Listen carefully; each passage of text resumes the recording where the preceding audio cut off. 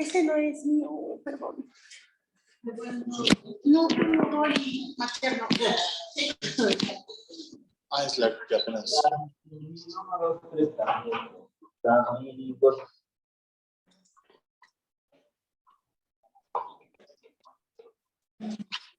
¿Cómo van con sus tareas,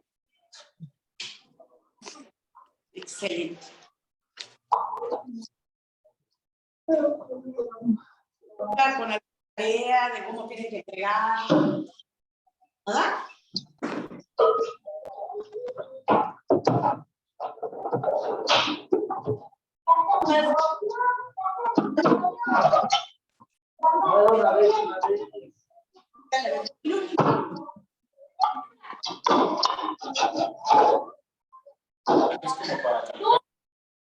No, bueno, no, esas son hojas de profesión que traen.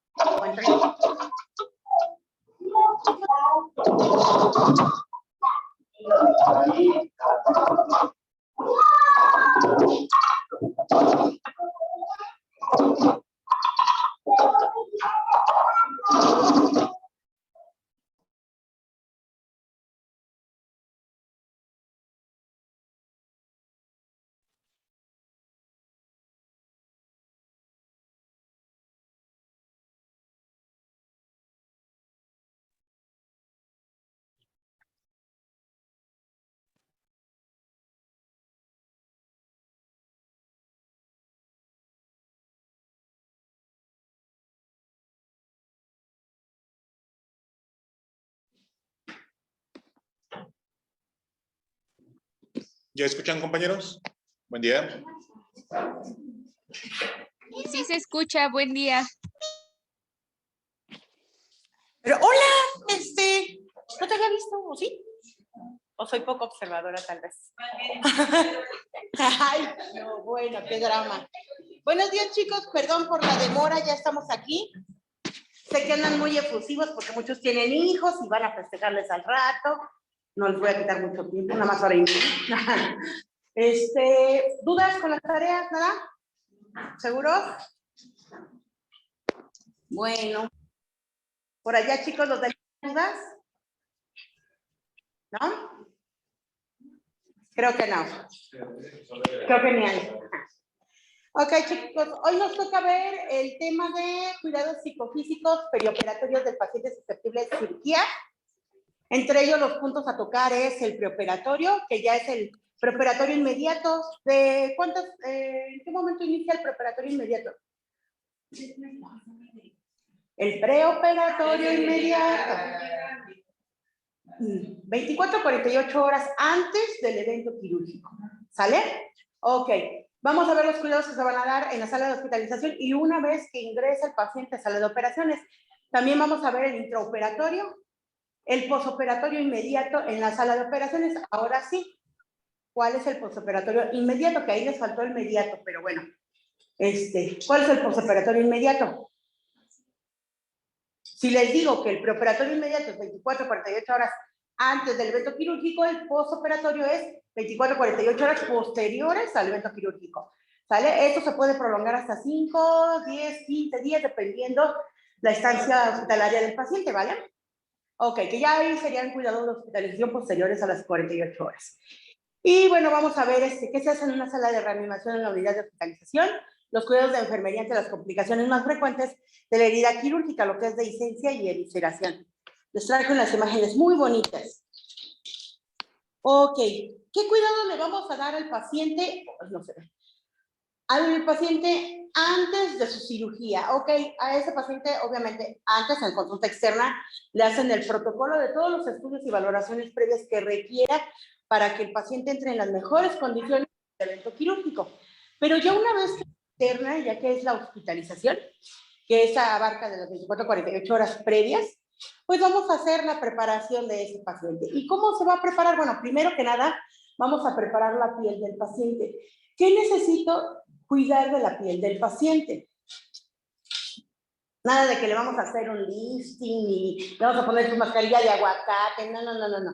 Preparar al paciente es que, por ejemplo, si yo tengo un paciente que le van a hacer una exploración vascular y a lo mejor van a entrar por arteria femoral, ¿dónde está la arteria femoral?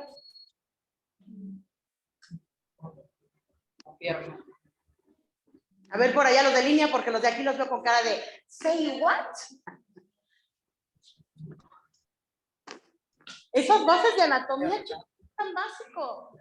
La tenemos en la ingle, ¿no? En la ingle, maestra. Ok, en la ingle. Muy bien. Y entonces, ¿qué hay ahí en la ingle? ¿Qué hay? Bueno, aparte de que es un pliegue y tenemos que cuidar que no haya humedad o un proceso infeccioso como una micosis, ¿sí? También que debemos cuidar precisamente que no tenga mucha vellosidad. ¿Sí? Antes se estilaba que decían, a rasurarnos todos los genitales, órale, vámonos, como niños recién nacidos. Ahora no.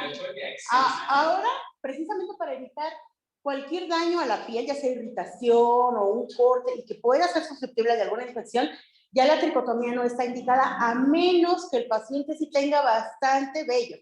Y obviamente se le pide que él se la realice con mucho cuidado para proteger su individualidad, en dado caso de que él no pudiera, porque fuera un adulto mayor que esté imposibilitado de alguna forma, pues nosotros hay que auxiliarlo de la forma más menos agresiva posible para evitar un daño, ¿ok? Y que esto...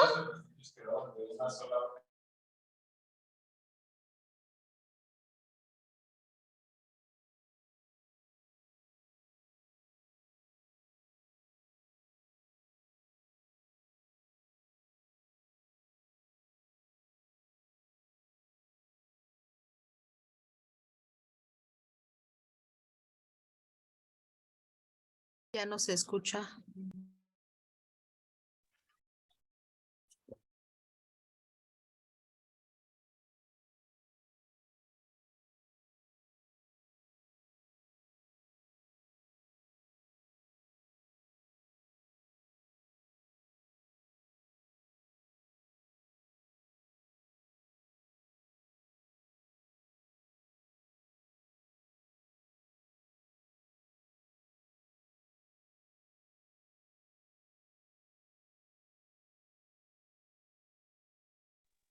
Ya no la escuchamos, maestra.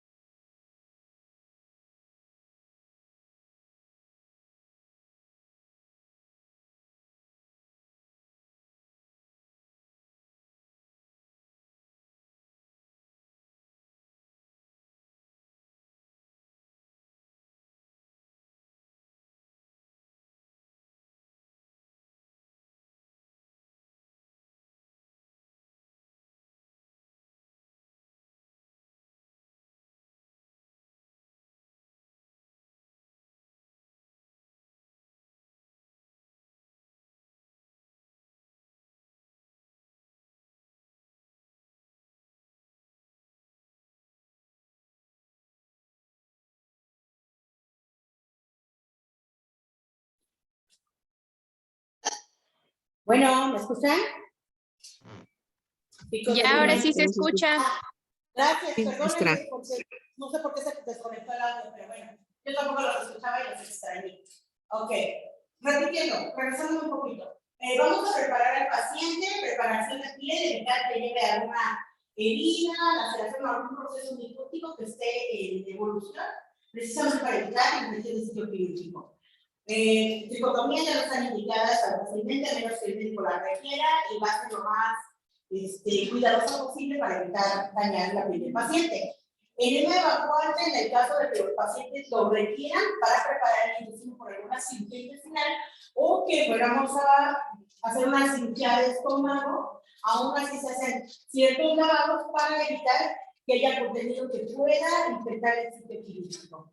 ¿Qué otra cosa? El baño. Es importante que el paciente esté aseado como debe ser. Hay pacientes que lamentablemente a veces con la carga de trabajo tienes 9, 10 pacientes y no puedes bañar en cama 6, ¿verdad? El tiempo no te da. Entonces se les hace el uso parcial o se le orienta al familiar que nos apoye con esa cuestión del aseo, porque es importante que no lleve ninguna partícula más allá de la necesaria, ¿sale? Para evitar la infección del sitio quirúrgico. ¿Qué otra cosa? Uñas de manos y pies. ¿Cómo me ha tocado yo últimamente más? Van a Quirófano y traen sus uñas bien preciosas del cristal de Swarovski. ¿Y qué dices tú? Híjole, ¿cómo se las voy a quitar? Me salieron carísimas, por cierto. Y no se las puedes quitar. ¿Qué creen? Se las teníamos que quitar, por lo menos la de ambos índices. ¿Por qué? Porque la oximetría no se puede tomar si tienes una uña, incluso pintada, ¿eh? La uña se debe desquitar. De hecho, todas se deberían desquitar y retirar porque pueden acarrear alguna infección durante el tiempo, ¿vale? Entonces sí. Sí, hay unas que hasta el molcaje te traen ahí pegado.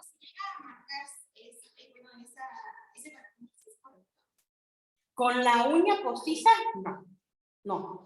Eso es muy subjetivo. Claro, imagínate. ¿Cómo es que mide la oxímetro? Es oxímetro pulsátil. Recuerden que toma, de acuerdo a la pulsación que siente, ya hay capilares distales de los dedos. Entonces, obviamente, no es lo mismo un golpeteo que sientes directo a un golpeteo que hay detrás de una tela, por ejemplo, o de otro material, ¿no? No es el mismo reflejo, pues. Entonces, lo que tienen que hacer es retirar esa uña para que la oximetría pulsátil sea lo más exacta posible. De por sí tienes una susceptibilidad ahí, ¿no? No son tan exactos como uno quisiera. Para eso hay otro tipo de monitorización que se le da al paciente. ¿Vale?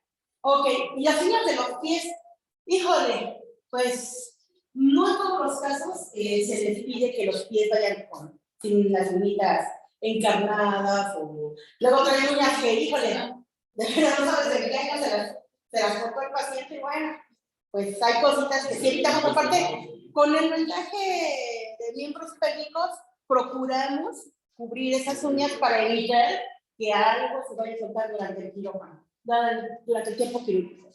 Otra vez no nos vemos. Entonces, pues se los llegan a vender. ¿qué? Los llegan a vender sus uñas, ¿no? Así. No, las de la mano para nada, ¿eh? No, los sí. Ah, oye, ¿cómo le hago aquí?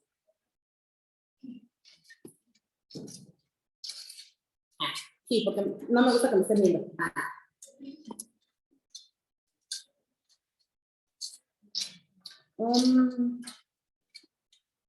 Hasta que conozco algunos del niño. Sí, la conocemos, maestra. ¿Mande? Así la conocemos. Ustedes a mí sí, pero yo a ustedes no, ya no se vale.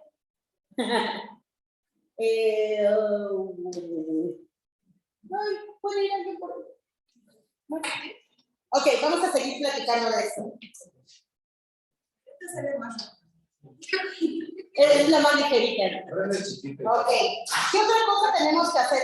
La dieta. Es importante que el paciente no vaya a quirófano con el estómago con contenido gástrico, con incluso pequeño contenido gástrico. Desde 10 mililitros ya tenemos el riesgo de que como empieza a trabajar el ácido gástrico, el paciente al momento de intubarnos provoquemos un reflejo vagal y ese paciente se rompa aspire. ¿Sale? Entonces, el paciente mínimo 8 horas de ayuno, de 8 a 12 horas, dependiendo de la cirugía, y de preferencia unas 12 horas para no errar. ¿Sale? Los dejan en ayuno desde un día antes por la noche, y ya el siguiente día ya no comen nada, a menos de que su cirugía sea en la noche. No pueden estar más de 12 horas en ayuno, porque si no el paciente puede descompensarse durante el tiempo quirúrgico. ¿Vale? Es importante de que si tienen algún medicamento que es vía oral, sí se le administra al paciente dependiendo del tipo de medicamento que sea. Medicamentos para el corazón, medicamentos para la tiroides, medicamentos que tengan algún, por ejemplo, la quimioterapia que la tengan que tomar vía oral, esas sí no se suspenden a menos que el médico lo indique. ¿Vale? Ok, ¿qué otra cosa tenemos que ver en el paciente? El aseo bucal. Sí, el aseo bucal es bien importante. Lamentablemente, y más pasa con los pacientes que son adultos mayores, que en casa ya están imposibilitados de alguna forma para darse el autocuidado, nosotros sí debemos ver que realmente no tenga adherencias en la cavidad oral. ¿Por qué? Porque al momento de la intubación, esas adherencias pueden irse hacia y pueden regurgitarlas y pueden romperlas, ¿sale? Entonces hay que tener mucho cuidado en esa parte. La puerta también puede generar una infección, ¿no? Además, estamos hablando de que puede generar ya por sí trae una infección por esta colección de bacterias que hay en la boca, que aunque sabemos que la lengua y los carrillos nos ayudan a que todas esas adherencias se eliminen, pues a veces no es suficiente. Tenemos que hacer un aseo bucal a conciencia y evitar precisamente que en el momento de la intubación, como luego permanece mucho tiempo con el tubo y es difícil poder hacerlo, se puede generar una candidiasis oral. Que sí creo que ¿Sale? estaba haciendo prácticas químicas en el sanatorio de Durango. Está muy bonito el Durango, me gusta. Y tenían a un señor que lleva como 3 meses, así, ¿no? Y entonces me acuerdo que yo me preguntaba, ¿no? ¿Por qué no les enseñan la ruta, no? Y me decía la jefa de enfermeras de ahí donde estábamos en ese piso. Dice, no, es que eso no nos toca a nosotros. Claro que nos toca dentro de nuestros cuidados. Y entonces, o sea, ¿qué? O sea, si es una parte esencial del autocuidado, ¿no? O sea, se supone que el cielo puede, pues no vale. Y me decía, es que imagínate estar trayendo cepillos dentales para todos. No, para eso se le pide al familiar que te auxilie con un... Y entonces yo decía, bueno, a lo mejor si no tiene el cepillito familiar, no tiene los recursos, pues agarras una gasita y... Es bien fácil, una batelengua, lo cubres con una gasa y le das el aseo. Le haces un aseo con bicarbonato, soluciones con bicarbonato y el paciente súper bien. A veces ya si te quieres poner muy nice y muy pro, le pides su cepillo y le pides, por ejemplo, el perioxidín, que es el que normalmente pide, que es clorexidina, precisamente para evitar procesos infecciosos bucales. Pero sí es importante que, por lo menos, si no puedes cada aspiración y secreción, y más en los pacientes intubados, por lo menos una vez al día se le realiza. Porque yo le decía lo siguiente, es que no mastica, ¿no? Pero está suministrando la alimentación. O sea, tiene el alimento, ¿no? Obviamente que le quedan restos. O sea, dentro de mi cabeza decía, no me gusta que me diga eso, que no mastique cuando ya se te está quedando, luego de las secreciones, luego se le va a ir. Durante la masticación generamos saliva para degradar todos esos alimentos y por arrastre se van esas partículas que se adhieren a la boca. Si ese paciente no tiene una deglución desarrollada, aparte, tiene la boca abierta, está totalmente seca. ¿Alguna vez han aseado a un paciente cuando ya pasó mucho tiempo que no ni siquiera lo tocan? Salen como nata, así, pero hasta costras secas. Sí, claro. Entonces, ¿qué tienes que hacer? Primero yo lo hago en el trabajo. Con una jeringa de 10 le preparo un poquito de bicarbonato y agua inyectable. Le instilo esa preparación y con una batelenguas con gasas le tallo como si fuera cepillo dental. Igual los carrillos y la encía, porque ahí se quedan adheridas muchas partículas. Ya una vez que se hizo, como que le das un barrido y jalas todas esas secciones. Y también aspiras. ¿Por qué? Porque quedan sueltas partículas. Entonces tienes que evitar lo más posible la candidiasis oral. ¿Cuántos pacientes salen tan afectados de su cavidad oral cuando tienen, incluso no vamos tan lejos, 5 días de intubación? Así. No estamos hablando de meses, es 5 días de intubación. Que ni siquiera alguien le dio. Ahora, si te dan el perioxidín, pues con mayor razón, con la jeringa con perioxidín, le das un lavadito y otra vez haces el aseo, le pides el cepillo al familiar. Créeme, muchos pacientes no tienen el recurso, pero ellos buscan de dónde contarle que su paciente esté mejor. Y si tú le dices las complicaciones que esto conlleva, pues con más razón. ¿Sale? Entonces es bien importante que el paciente intubado no es nada más aspirar y ya, es una serie de cuidados. Hay que cambiarle la fijación de la cánula endotraqueal por lo menos cada 3, 4 días. ¿Por qué? Porque también ahí se adhieren partículas. ¿Sale? O inmovilizarlo. Así es. Así es. Así es. Y de preferencia, yo a mis pacientes lo que hago es que le pongo 2 colchoncitos de gasa, porque una gasa a la mitad, le pongo 2 colchoncitos en las comisuras de los labios, porque siempre tiende a jalarse el tubo hacia ahí, y centro el tubo para que quede fijo, ahora sí que en el centro de la boca. Ahí evitas que hagan ulceraciones por la presión que hace el tubo en la boca. Y de verdad que, bueno, hasta ahorita no he tenido problemas, al contrario, mis pacientes salen muy bien, gracias a Dios. Entonces, pues, a mí me encantaría que si tuviéramos un poquito más esa dedicación para tenerle a los pacientes, ¿no? Claro. Pero bueno, aquí estamos viendo el prequirúrgico. Obviamente hay pacientes que ya los tenemos en la hospitalización y bajan otra vez a tiempo quirúrgico. Este es en un caso extremo. Aquí estamos viendo a alguien que viene de casa y que le vamos a dar la atención para el evento quirúrgico. ¿Qué otra cosa? El control de signos vitales y el registro de los mismos. Si mi paciente va hipertenso y yo le suspendo el antihipertensivo, ¿qué creen? Se va a hipertensar en la cirugía y se la van a suspender. Así es, y lo van a reprogramar. ¿Y qué creen? Eso es incorrecto. Si el paciente ya viene con un control desde casa, digo, ¿para qué nosotros alterar ese control si ya trae el paciente? Los antihipertensivos no se suspenden a menos que el paciente esté hipotenso y eso es raro, ¿eh? Pero aún así los ponen los médicos. El antihipertensivo es sí, grábenselo, apánicalo, no se suspende. ¿Qué otra cosa? La vía periférica. Es bien importante tener la valoración de una buena vía periférica. Recordemos que algunos medicamentos son muy densos. Entonces, si nosotros ponemos una vía muy pequeñita, no le va a servir al paciente. Van a terminar poniendo otro tipo de vía dentro del quirúrgico. ¿Cómo voy a valorar yo a mi paciente? Voy a decir, ok, va a quirófano, y mi paciente le tengo que poner una vía periférica, ¿Cómo voy a valorar o qué criterios voy a tomar en cuenta para decir, le voy a poner este tipo de catéter a mi paciente? Uno, el tipo de cirugía. Si son cirugías muy tardadas, un calibre muy pequeño no le va a servir. A veces las cirugías que son muy tardadas, nosotros los pasamos con un catéter 18, que es de los más grandecitos, después del 20, el 18 es el óptimo para procedimientos quirúrgicos. Y a veces el médico dice, híjole, este paciente va a ser muy tardado y aparte de todo, su estancia va a prolongarse. ¿Por qué? Porque lo voy a impregnar de antibiótico, a lo mejor le hacemos otros estudios, a lo mejor sabemos que el pronóstico es delicado y a lo mejor sale con aminas, necesita una vía central.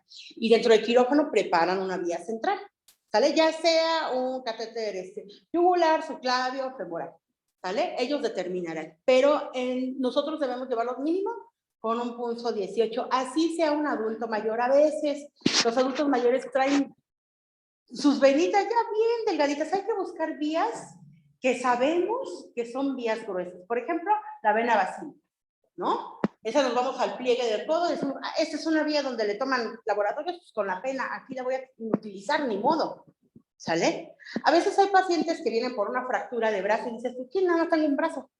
Entonces, debo ser muy cuidadoso al momento de funcionar al paciente. Si yo sé que de plano no soy bueno para las vías periféricas, le digo a alguien que sepa que es bien fregón, oye, échame la mano, ¿sale? Voy a canalizar a mi paciente vía periférica, échame la mano para buscarle una buena vía. ¿Por qué? Porque luego pasa de que, nada más le va a quedar un 20, no, necesito que sea un 18 por el tipo de anestesia que le ponen. Algunos medicamentos, no solo los anestésicos, son muy pesados, ¿sale? Entonces hay que buscar vías periféricas altas. ¿Qué otra cosa? Si tiene que ir con una preparación previa de una zona nasogástrica para desalojar contenido gástrico, necesitamos fijarla bien. ¿Qué es lo que lleva un indicador de sonda nasogástrica? Un periférico, un Foley. ¿Qué lleva? Fecha de instalación. ¿Qué más? El número de Calibre. Ok. En dado caso de la sonda vesical, ¿qué más lleva? ¿Con cuánto se infló el globo? ¿Sale? ¿Con cuánto se le infló de líquido al globo para inflarse? ¿Qué otra cosa? ¿Quién lo instaló? ¿Quién la instaló? ¿Y qué creen? Ahora lleva el número de intentos. ¿Por qué? Porque si este es más de 2 intentos, señores, podemos ser susceptibles a una denuncia. ¿Sale? Entonces, por eso, si el médico no la puso a la primera, llamen a un residente de mayor categoría que la instale. O de plano, váyanse con los expertos, los urólogos, por ejemplo, alguna sonda vesical. ¿Vale? Ok.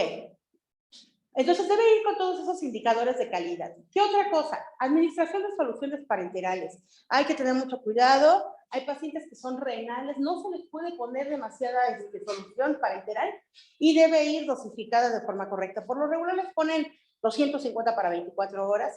Yo les recomiendo que si en sus trabajos tienen bombas de infusión, las usen con ellos para que sea más exacta la instilación de la solución. A veces no contamos con sondas, con bombas, entonces se usan microgoteros. pero también es muy susceptible de que el paciente vaya al baño, le cierre y ya lo pase, o cosas por el estilo. Mejor bombas, cuando son renales, bombas, ¿vale? Y otra cosa, a veces a los pacientes se les tiene que dar una previa hidratación. Entonces los médicos a veces 8 horas antes de la cirugía te dicen, tienes que meterle, no sé, 2000 de volumen. Métele 1000 para 4 horas y otras 1000 para 4 horas.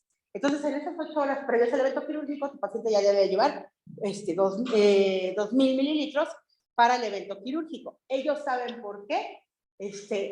Simplemente con que te lo indiquen, vaya bien indicado con firma, automáticamente ya lo tienes que hacer. La bucal, como ya lo comentábamos, el retiro de maquillaje, joyas y prótesis.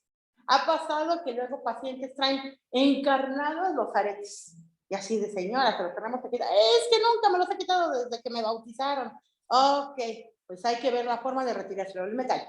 Y el metal no puede entrar al quirófano. Puede dañar el electrocauterio, puede dañar incluso algunos monitores se han visto dañados porque hacen interferencia con la señal del monitor, o a veces incluso una vez a un doctor, un anestesiólogo lo electrocutó, el hecho de que una paciente llevaba un arete, no se dieron cuenta, estaba muy chiquito, y no fue conmigo, no fue mi doctor, no.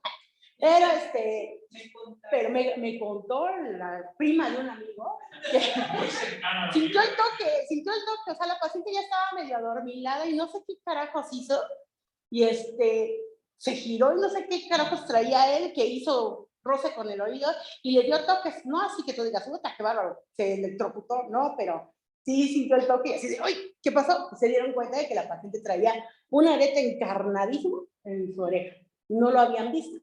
Pero bueno, ok, cosas que hace la gente, ya saben. Okay. El maquillaje, ha sucedido que las pacientes, una pasante le digo, hija, hay que quitarle el maquillaje a tal paciente. Es que tiene pestañas postizas. Con la pena hay que ver la forma de retirarle lo más que se puede el maquillaje. A veces traen delineados permanentes y la pobre estudiante ya estaba duro y duro. Y la paciente, es que me duele. Le digo, a ver, espérate, eso es permanente, tranquila. Se tatuó la ceja. Ah, sí, pues es que una prima me la hizo. Ah, es maquillaje permanente, ya no se quita, tranquila. O sea, la pobre mujer, toda una laceración que tenía la pobre, que bueno. Pero bueno, suele pasar. Hay que quitarle todo. Prótesis. Los pacientes, y más con adultos mayores, pasa. Ya están casi en el transfer, ya casi entraron al quirófano y salen con que, ¡ay, esta muela se me zapa y se me pone y se me quita! Eso se tiene que hacer mucho antes de que entre el evento quirúrgico.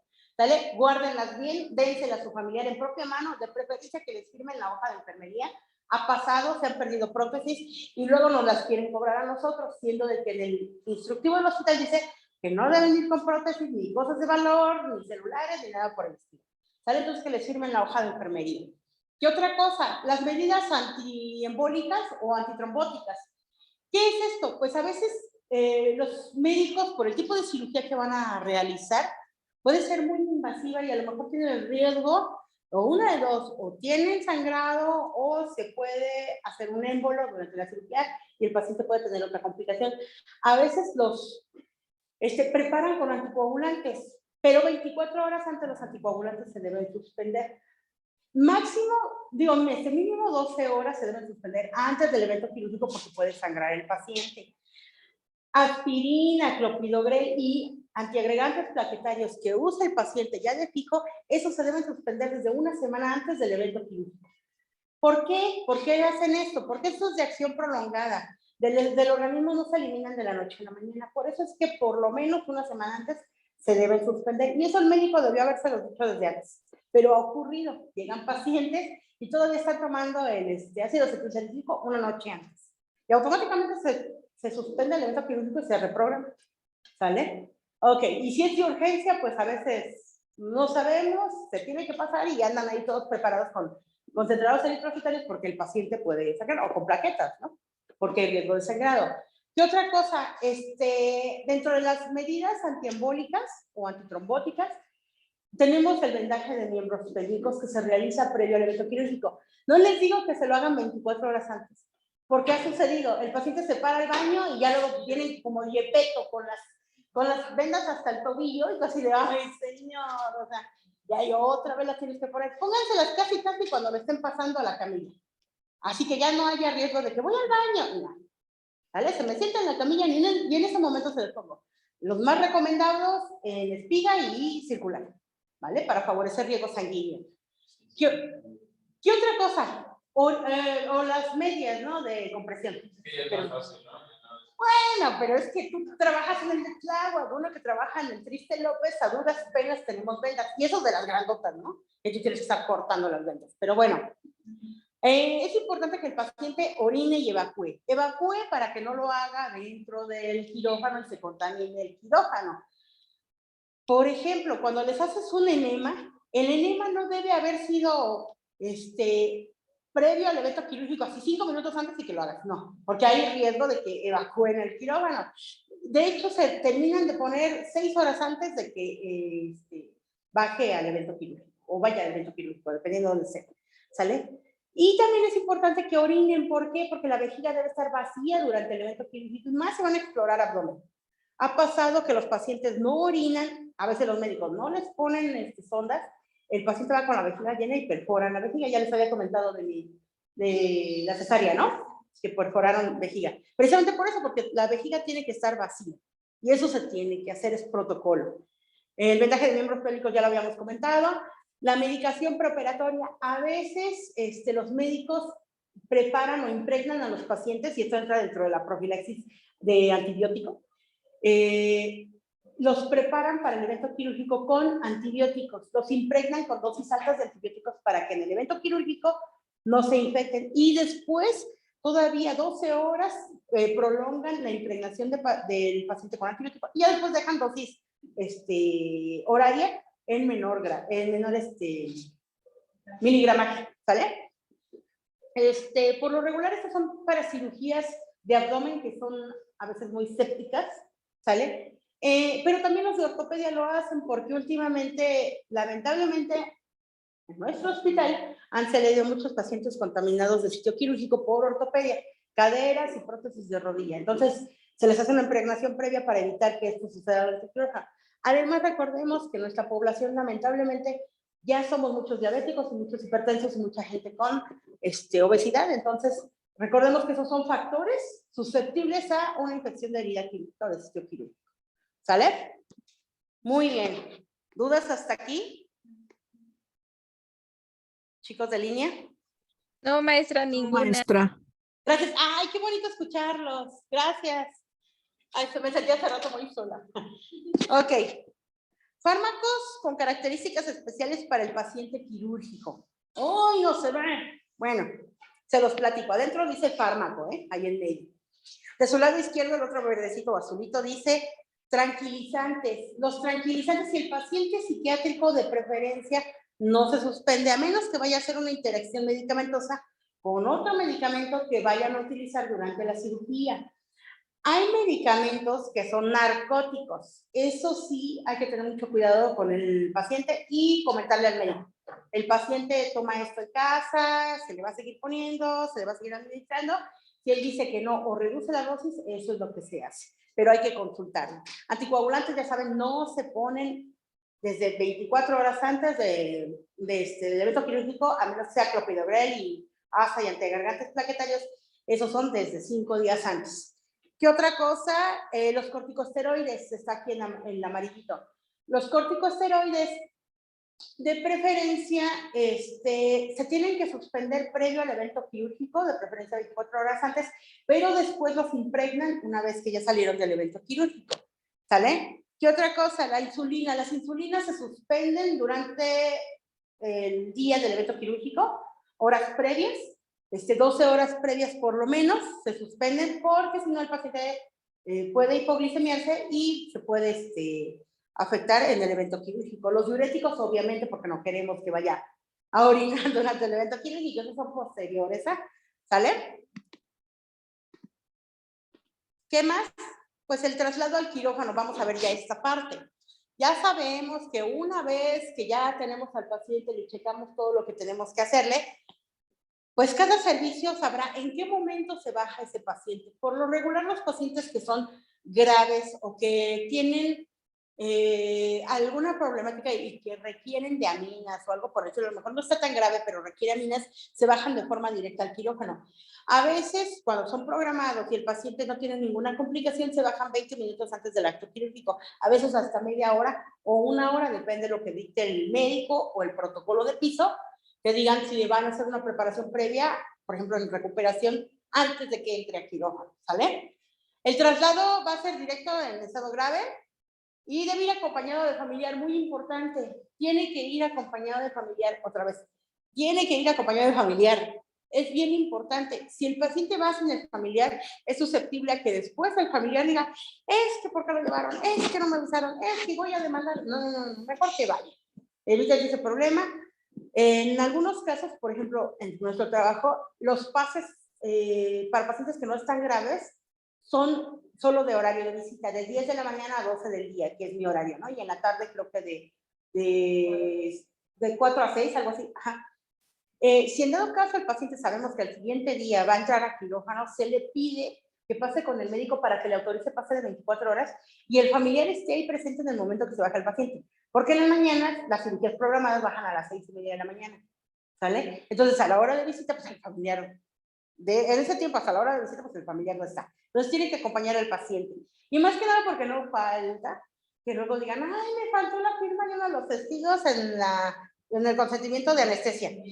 Suele pasar, ¿sale? No debería, pero suele pasar lamentablemente. Y aparte, debe ir la enfermera responsable de su atención en la hospitalización. Nada de que, manita, ¿vas a bajar paciente a quirófano? Sí, ay, bájate el mío, no seas gacha, esto no puedo bajar porque... No. ¿Por qué? ¿Cómo les dije que se entregaba el paciente en enlace ya sea de turno, en enlace con otras áreas? ¿Cómo se hace ese enlace? Con la técnica SBAR, o SAER, que precisamente es lo que vamos a platicar, todo lo que le pasó a mi paciente, por qué va, si es alérgico, si es diabético, si es, etcétera, etcétera. ¿Y cómo lo va a saber mi compañera si no lo atendió?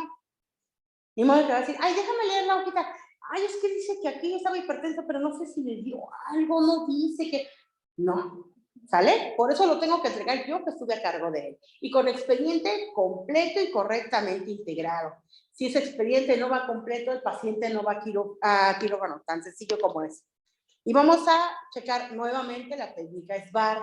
La técnica SBAR, por sus siglas en inglés, que es Situation, Background, Assessment y Recommendation. No, yo no soy tan buena para el inglés, ahí dice, ¿sale? Y en México, saber qué situación, antecedentes, evaluación y recomendación. Situación, ¿cómo va mi paciente?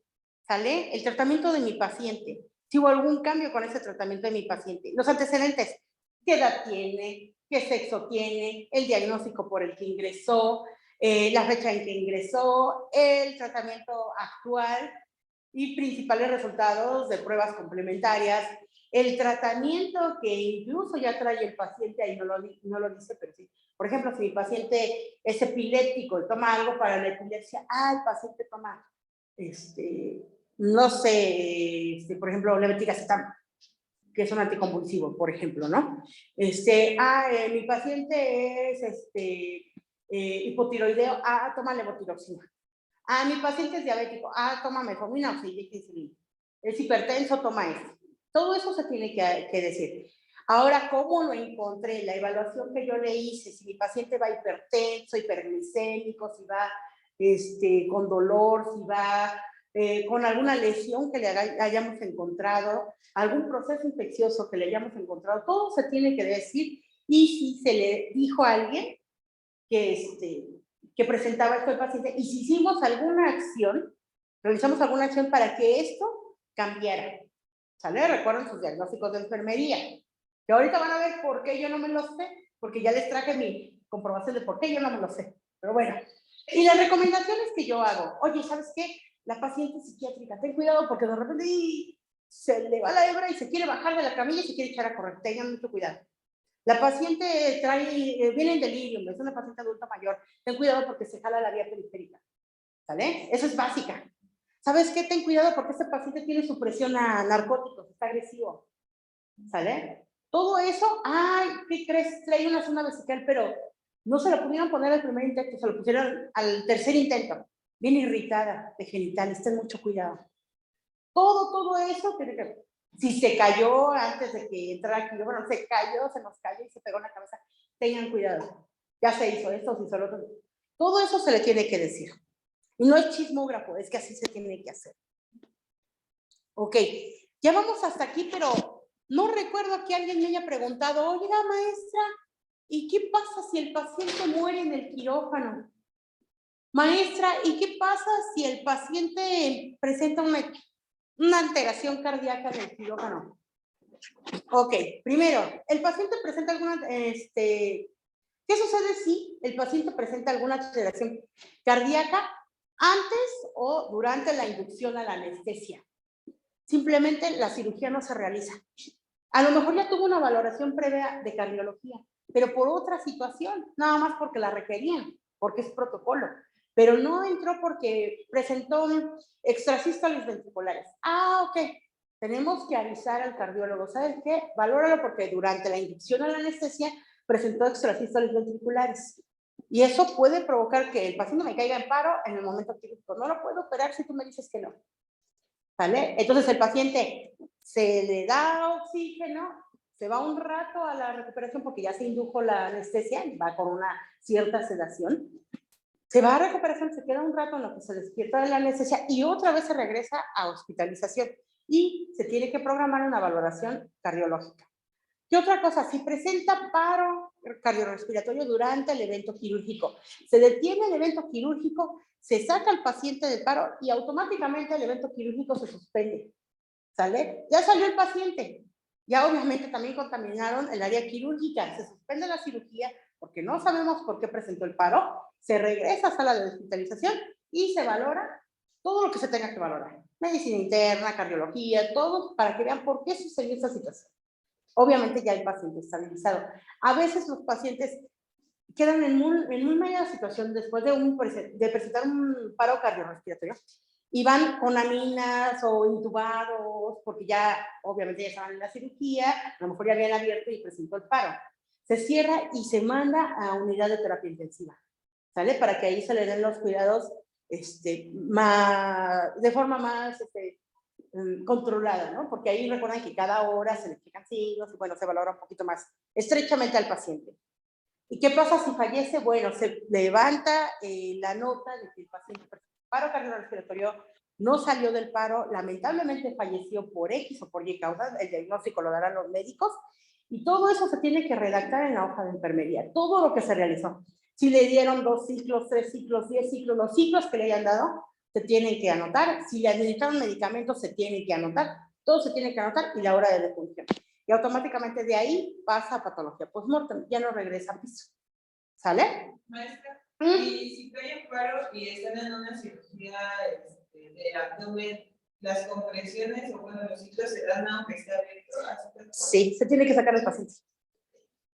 Por eso te digo, lamentablemente, tú sabes que en un RCP maltratas algo al paciente, ¿no? Entonces, si estás ahí, tratan de poner una compresa de esponjear para evitar que el momento del masaje cardíaco lastime más la cirugía, que ya tiene una parte, tienes el abdomen abierto, pues ni modo, se tiene que sacar el paciente, se saca, se cierra y vámonos, ya no se procede, ¿vale? Y se reprograma, todo dependiendo conforme la gravedad del paciente lo vaya permitiendo, ¿sale? A veces ha sucedido que a veces los estabilizan y dice el médico, ya nada más me faltaba justo cerrar por plano. Bueno, ahora cierra por plano, ¿no? Ya terminaste, pues qué bueno que se pudo terminar, ¿no? O ya nada más estaba en la resección del intestino y ya cuestión de, no sé, media hora, pues córrele porque ya tenemos que cerrar a este paciente y se tiene que cerrar. El paciente no lo puedes tener en estado crítico en el quirófano, ¿sale? Ok, pues no me lo habían preguntado, yo se los traje porque dije, no, se me hace que van a andar con muchas dudas. Les platico, esta es la hoja de enfermería que se maneja en el hospital donde yo trabajo. No digan dónde, por ahí. Aquí viene señalado. Ok,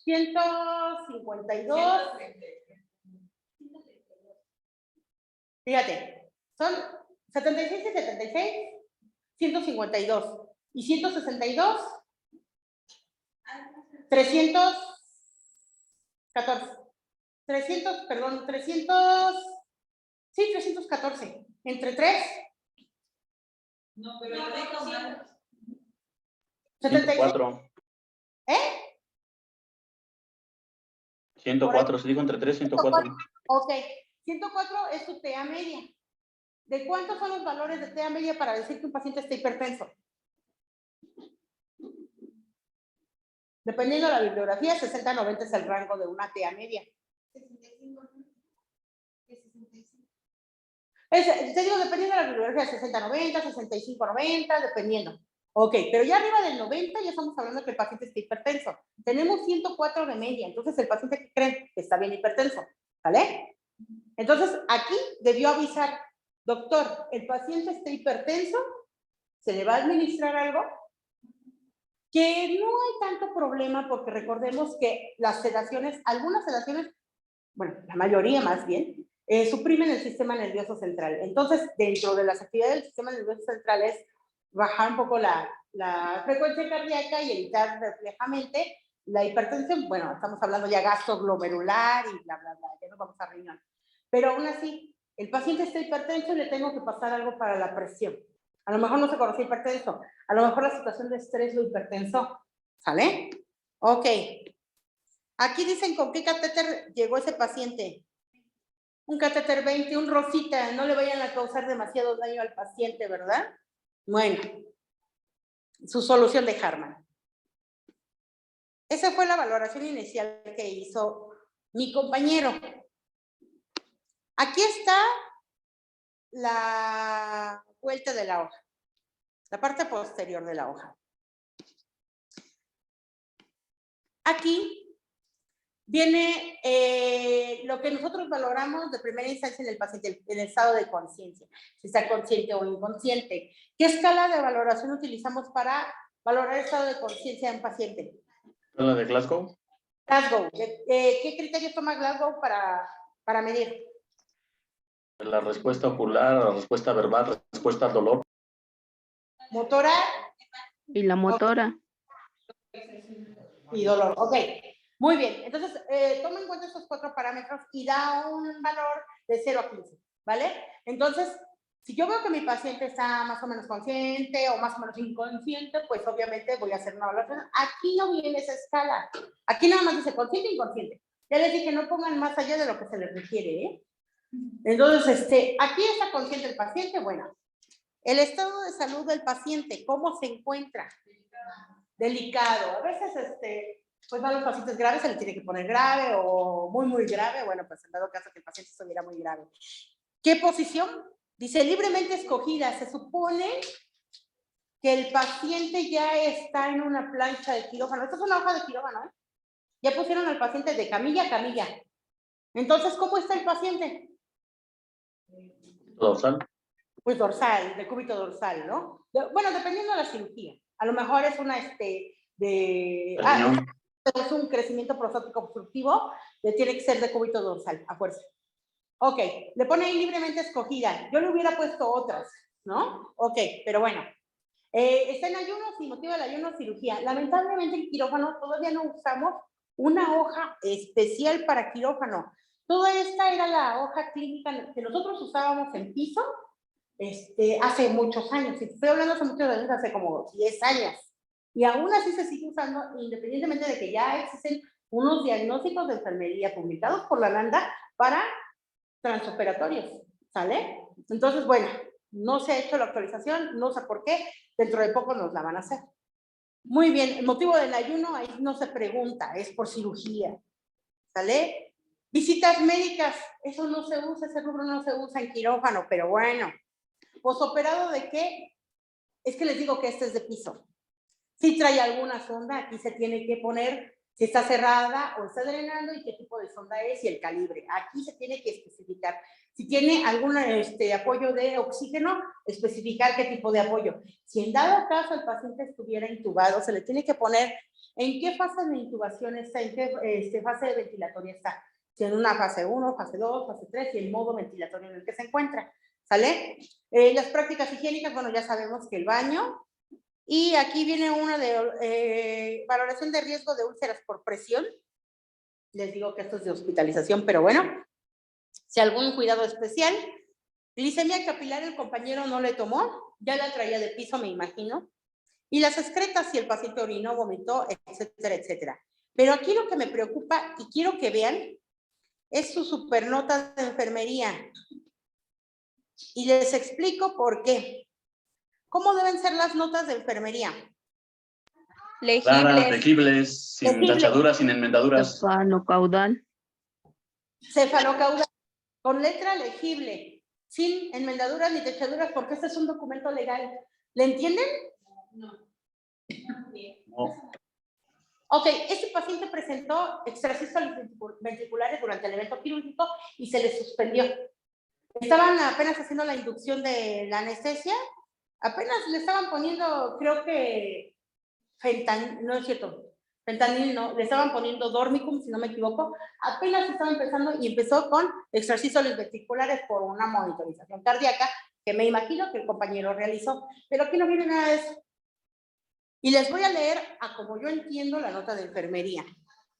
Dice 8:50. Ingresa paciente a sala 8 de quirófano, se identifica con expediente, se monitoriza, médicos, anestesiólogos identifican arritmia cardíaca con... ¿Qué dice? Bloqueo. Bloqueo que compromete pulsioximetría, creo. Pulsioximetría. Por lo que mandan a valoración recuperación de quirófano. No, por cardiología pasa a recuperación de quirófano. 9:30, se entrega paciente y expediente sin Incidentes. incidente ni accidente. ¿Esa es una nota de enfermería? No, Pues no. Pues yo con esto lo llevo a la cárcel. ¿Por qué? Porque yo les puedo decir, me suspendieron en cirugía porque quisieron. Si yo fuera el paciente, ¿verdad? Pero obviamente no los voy a clavar más a los compañeros. Pero sin embargo, una, no le entiendes. Segunda, no es con horario. Si yo desde las 8:50 o 8:30, no sé, hasta las 9:30 no viene ahí desglosado por horario. Se realizó esto, ya lo habían inducido en la anestesia. Ya le habían pasado parte del anestésico y aquí no viene reflejado. Mi paciente llegó con efectos remanentes anestésicos. Les digo porque fue mi paciente. Y ya cuando lo vi dije yo, ay, este sí lo drogaron. No, si apenas le estaban metiendo la anestesia, me vale. ¿Lo dice tu nota? No, no lo dice, lo siento, yo lo pongo en la mía. Pero usted estaba en el... No, yo estaba en el piso. Mi paciente llegó, estuvo en recuperación un rato, regresó y le digo al paciente, a ver, mueva sus pies. Y le hace a este. ¿Y el otro? No, pues no puedo. Viene con remanitos anestésicos, no me lo debiste haber subido. ¿Por qué? Porque si yo lo paso de tu camilla a mi cama, se puede caer. El paciente no debió haber subido, debió haber venido completamente libre de la anestesia. Justamente tiene que, aunque se haya hecho la cirugía, se tiene que se diga que eso ya es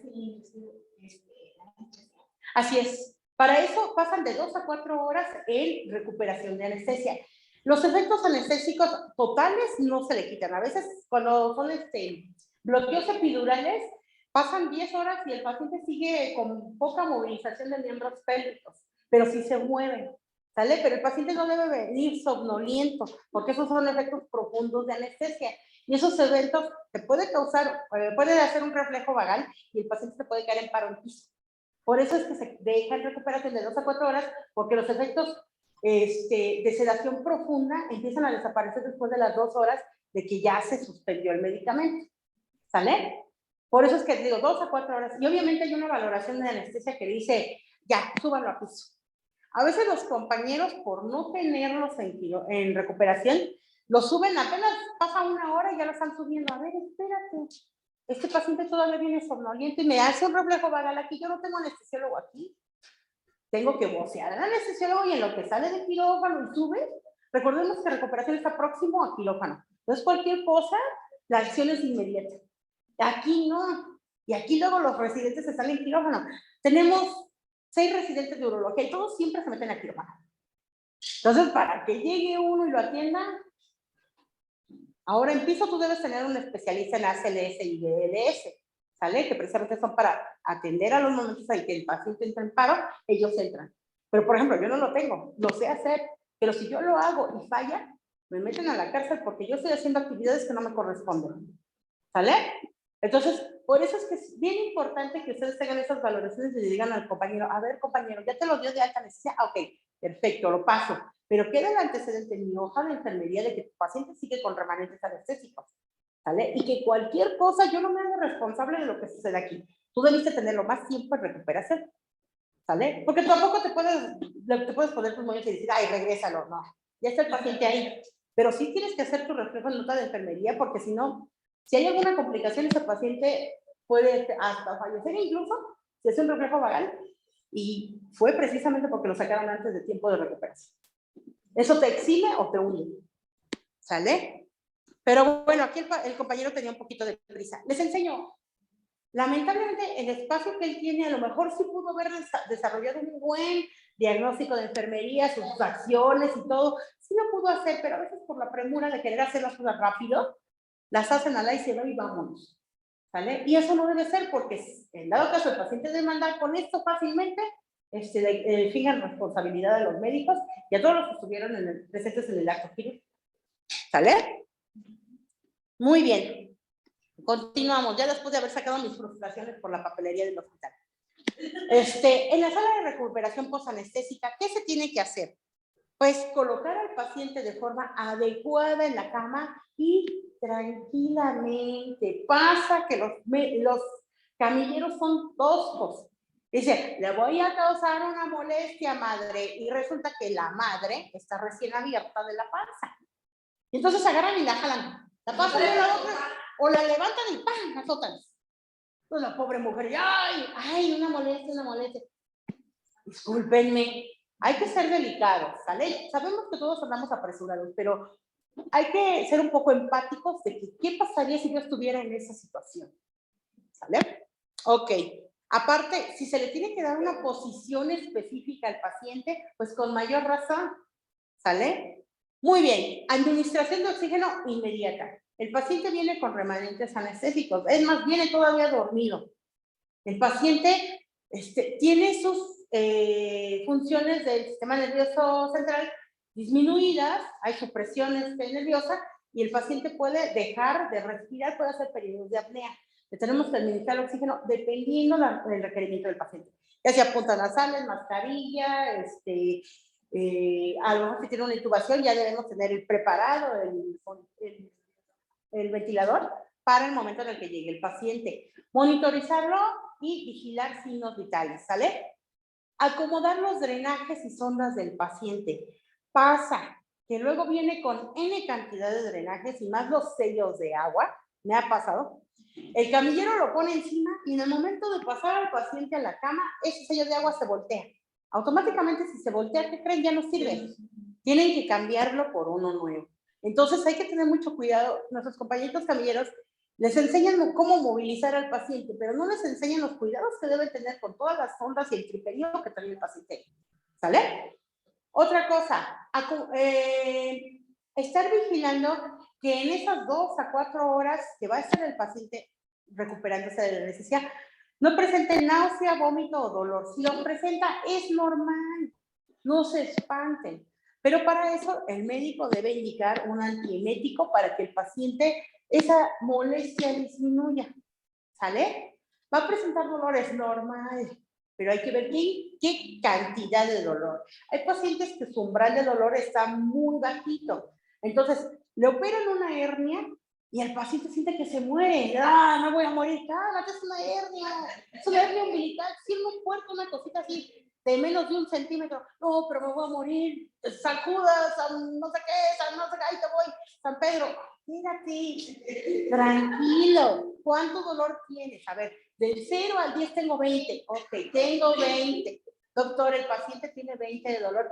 Y es muy aceptable, es muy su umbral de dolor. A lo mejor las mujeres somos más machas y decimos, ay, yo sí aguanto, o sea, si aguanté una cesárea, bueno, yo no, gracias a Dios, pero si aguanté una cesárea, ¿cómo no voy a aguantar una hernia umbilical? O sea, no manches. Cada uno es diferente, cada uno tolera de diferente forma el dolor.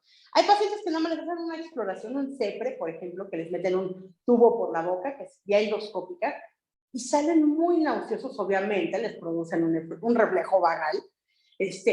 Además van con mucho dolor y dices tú, oye, fue un tubo, pues ¿qué creen? A mí me hicieron uno igual y fue sin anestesia y duele y molesta y después estás que no aguantas ni te calienta el sol y yo aguanto mucho el dolor, pues sin embargo es bastante molesto.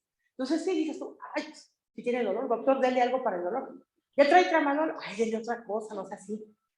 Paracetamol, bueno, pásale uno y ve. ¿Sabes por qué sí acepto que me dé paracetamol? Y ve. Porque el paracetamol con el tramadol hacen interacción medicamentosa y potencia el tramadol. ¿Sale? Ahí sí es súper válido que digas, paracetamol, vale. El sinergismo. Así es. Entonces, pero si tú, por ejemplo, le dices, ay, doctor, pásale un ketorolaco. Híjole, doctor, ¿qué crees? Diabético. Puede hacer después daño renal. Mejor mándale otra cosa. Obviamente tú le dices al doctor, oiga, porque imagínate, el doctor ve tantos expedientes, se les olvidan.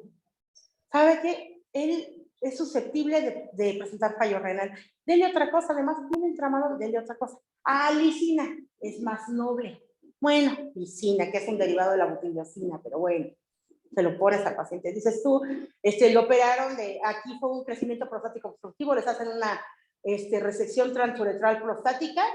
Bueno, pues se está tocando músculo liso, es muy válido que le mande lisina porque actúa en músculo liso. ¿Vale? Entonces también debemos nosotros saber farmacología, farmacocinética y farmacodinamia. ¿Sale? ¿Qué otra cosa? Estar vigilando que no presente hemorragia. Hay hemorragias que son todavía toleradas o aceptadas dentro de una sala de recuperación. Por ejemplo, operaron abdomen con una lápiz, se me ocurre, y abrieron en canal al pobre. Le hicieron una súper herida. Y obviamente los planos que tocaron fueron planos profundos, tocaron también intestino, tocaron etc, y a lo mejor hasta salió con una colostomía. ¿Puede sangrar la herida quirúrgica? Va a sangrar, es normal. Pero si empapa la gasa, ahora sí, doctor, ¿qué cree? El paciente ya está empapando gasas. Entonces, chéquele, porque ¿qué cree? Que aparte me está reflejando en mi tensión arterial que se está hipotensando de 10 a 20 milímetros de mercurio por hora. ¿Qué quiere decir? Este paciente está perdiendo volumen. Ese paciente le tengo que meter a la de fuerza plasma, plaquetas, concentrado linfocitario, soluciones coloides, no sé, lo que el médico determine, pero le avisas. El paciente está así. ¿Sale? ¿Cómo vamos? ¿Bien? Ok, los de línea por allá, ¿bien? Sí, maestra. Muy bien. Sí, maestra. Sí, maestra. Perdóneme. Ok, aquí les puse un pequeño diagrama de los electrodos que se usan en la sala de recuperación y dónde debe ir cada uno de ellos. Se los pongo porque, se los juro, la primera vez que yo monitoricé a un paciente, yo no lo sabía y lo tuve que aprender. Me dijeron, tú ve el diagramita. Y luego el diagramita estaba volteado, pero bueno. Entonces, aquí tenemos los electrodos ESI, que la E, que es precisamente el electrodo blanco, va a ir en el quinto espacio intercostal, en la apófisis sifoides del esternón. ¿Dónde es la apófisis sifoides? Ay, los flaquitos sí se les ve, yo que estoy gordita no se me ve, pero los flaquitos, cuando inhalan o cuando hay tiraje intercostal, se ve aquí una prominencia, ¿no? En medio por arriba del abdomen y en medio de casi los dos pechos. ¿Sale? Esa es la apófisis sifoides y por arriba de ella vamos a colocar el electrodo E. ¿Sale? El electrodo A en la línea medio axilar izquierda. ¿Sale? A la misma altura del electrodo E. Ok, el electrodo S, que es el amarillito, ese va propiamente en el manubrio del esternón y ustedes lo van a sentir. Aquí se sienten la inserción de las dos clavículas por debajo aproximadamente unos, ¿qué será? 3 centímetros. Ahí van a colocar el electrodo S. Y va a ir también a la misma altura que el electrodo E. El electrodo I, que es el rojito. El electrodo I va a ir en la línea medio axilar derecha a la altura del electrodo E. ¿sale? Aquí hay un triángulo que hay que cubrir para la respuesta del corazón, la respuesta refleja del corazón, que es el triángulo de Pittsburgh, algo así se llama, que precisamente lo que hace es reflejar esos ruidos cardíacos para que sean percibibles. Por eso es que se tiene que formar ese triángulo entre estos electrodos. Y el electrodo G, que es el negro, es de tierra, ¿no? Cuando dicen, ah, ya es tierra, ok, le ponemos el electrodo G para que se puedan percibir bien esos ruidos cardíacos, se refleja bien en el electrocardiograma, y ese va, por lo regular, en el hipocondrio derecho. ¿Vale? A veces, si es cirugía de abdomen y hacen algún tipo de ileostomía ya distal, va a esa altura más o menos, entonces les posibilita colocar ese electrodo, lo ponen en el flanco izquierdo, no hay problema. Solo es para hacer tierra, ¿sale? Maestra, el triángulo que usted mencionó, bueno, decía, ¿no es el de Einthoven? ¿El qué, perdón? ¿El triángulo al que se refería no es el de Einthoven? Einthoven, no, era con I, lo acabo de ver. Todo por eso vamos a sacar el Google. Todos tienen el celular, gracias a Dios. En mi época de estudiante yo no lo tenía. Entonces, teníamos una duda, teníamos que ir a la biblioteca y sacar el libro.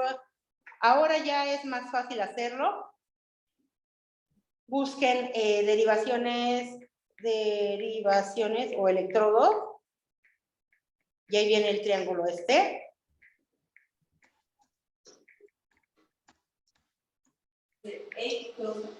Yo creo que es el de Einthoven.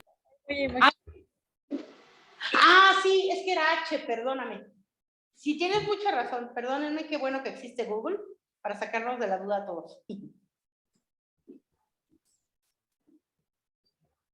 El de Einthoven, es que es con H. Correcto.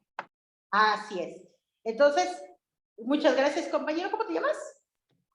Soy el del plagio, Adán. Ay, tú El de los esquemas bonitos. No vuelvas a prestar tu tarea, ¿ok? Pero siempre participando, yo creo que por eso me destaco. Bueno, ya tienes punto extra por sacarme de la duda y reconozco que te llamé la atención muy fuertemente por haber plagiado, pero reconocí mi error y te puse 10, ¿no? No, me quedé con 5. Creo que no, si te puse 10, chécalo. Y eso sí me acuerdo.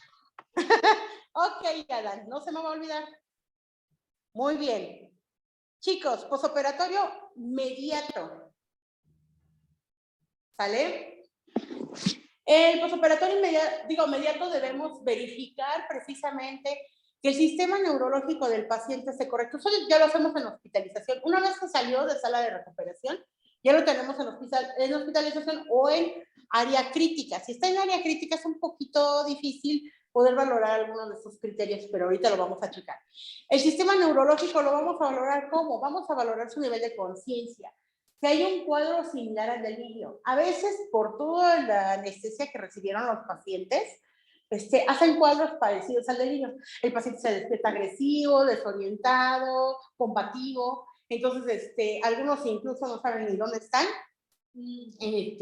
O empiezan a decirte, es que yo dejé esto aquí, es que yo, y empiezan ansiosos.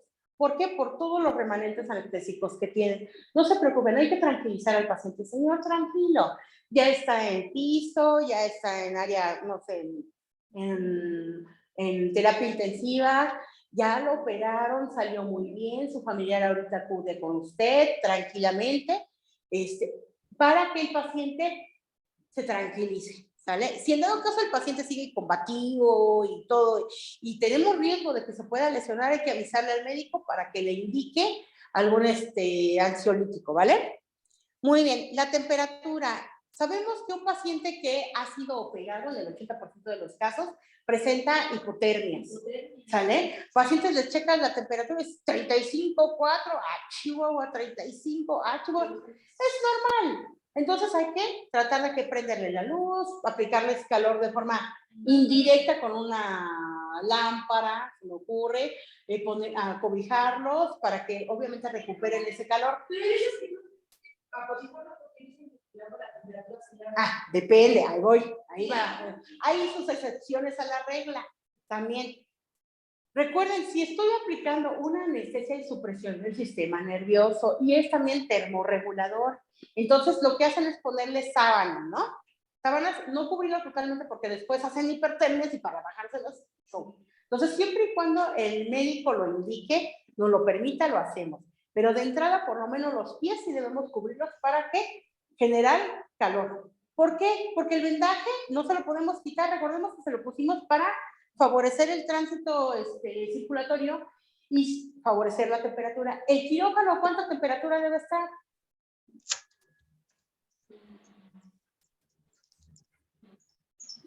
Ay, ya lo vimos, y eso sí lo vimos, ¿eh? Lo van a tener que volver a leer, no sé cómo le van a hacer, pero bueno, recuerden que el quirófano debe estar a bajas temperaturas, ¿para qué? Para no favorecer fauna microbiana o bacteriana, ¿vale? Entonces eso puede provocar que se infecte nuestra cirugía, por eso es que las temperaturas deben ser bajas. Entonces el paciente viene con frío, ¿vale? Es normal, y esto poco a poco va a ir remitiendo. Poco a poco, estoy hablando dentro de las 24, 48 horas, debe ir remitiendo poco a poco. ¿Vale? Ya el paciente lo exploras al siguiente día, ya tiene 36.4, 36.1, pues ya está recuperando su temperatura. ¿Sale? Ahora, también los primeros días es normal que se presenten hipertermias. ¿Hasta dónde, hasta qué grado centígrado es considerada hipertermia? Hipertermia. ¿Arriba de 38? 38 todavía. Ahí ya estamos entrando a una febrícula, ¿sale? Una 38.5.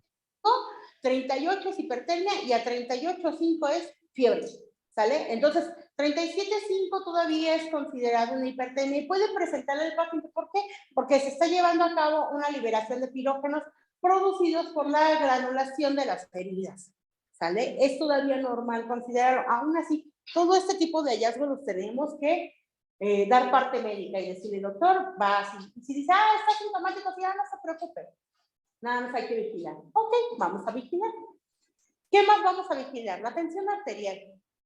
La tensión arterial tenemos que estarla vigilando por aquello del riesgo de sangrado. Les comentaba que si la presión sanguínea se reduce de 10 a 20 milímetros de mercurio por hora y su PAM, o su PA media, es menor a 60, es necesario avisarle al médico, doctor, el paciente está hipotenso. ¿Cuánta pérdida de sangre tuvo en el quirófano, en el transquirúrgico? Si no la sabemos. Si nosotros estuvimos presentes, bueno. Pero esto estamos hablando en hospitalización, es raro que una quirúrgica esté en hospitalización. ¿Sale? Entonces, doctor, está hipotenso. ¿Qué vamos a hacer? Ok, administrale, no sé, una carga de Harman. Ok, una carga de Harman, ¿me la nota? Ok, perfecto. ¿Para cuánto tiempo? Para tanto tiempo. Ok. El pulso. El pulso lo tenemos que estar valorando también. Si tenemos frecuencias mayores a 100 pulsaciones por minuto y estas, para colmo, están fluctuando entre altas y bajas, hay que avisarle al doctor. ¿Por qué? Si va acompañado de una hipertermia, como tal, puede ser una atelectasia. ¿Sale? El pulmón puede estar colapsado y tenemos que dar aviso al médico para que hagan una placa y valoren a ese paciente. O a veces están haciendo reflejos vagales y hacen arritmias cardíacas. ¿Ok? ¿Qué otra cosa? La PVC. En algunos casos se puede valorar, en otros no. ¿Por qué? Necesito de una vía central para poder instalar una presión venosa central, ¿verdad? O el equipo para una presión venosa central. ¿Cuáles son los parámetros normales para una presión venosa central? De 8 a 12 mililitros de agua. Ahí está, no se preocupen, está en la presentación. Y bueno, si estamos por debajo de ello, quiere decir que el paciente está deshidratado o hay riesgo de una hemorragia. Si está por arriba de 12, hay una falla a nivel central, puede haber una arritmia cardíaca, puede haber una baja depuración de líquidos, etcétera, etcétera, etcétera. Y todo se tiene que avisar al médico. ¿Qué más? La frecuencia respiratoria. Si el paciente lo vemos todo diaforético, ¿qué es diaforesis? ¿Cómo la sudoración? Sudoración excesiva. Sudoración excesiva, ok. Está todo pálido, pálido, pálido. Y está. Si quiere tirar intercostal, porque no es lo mismo dificultad respiratoria a insuficiencia respiratoria. ¿Qué va a dar la diferencia? Yo puedo tener dificultad respiratoria porque tengo tapados los senos paranasales, tengo gripa. ¿Se me dificulta respirar? Sí, no respiro porque hablo como Carlitos porque no puedo respirar, ¿sale? Eso me dificulta la oxigenación, pero no me baja mis parámetros respiratorios. Una insuficiencia respiratoria me baja la saturación de oxígeno y aparte que la sintomatología es mayor, yo tengo una diaforesis, yo tengo tiraje intercostal, aparte hago apoyo en una mesa, algo así, porque necesito hacer esto, necesito subir mi clavícula para poder inspirar más oxígeno y dar los requerimientos de mi organismo. Esa es una insuficiencia respiratoria. No es lo mismo.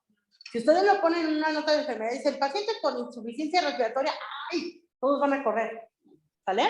Pero resulta que tiene una dificultad respiratoria porque aparte de que está comiendo, no se pone las puntas nasales y el señor quiere chiflar y comer pinole, ¿no? Entonces, no. Así es muy diferente. Tengan mucho cuidado. Una palabra determina muchas cosas, ¿sale? Muy bien.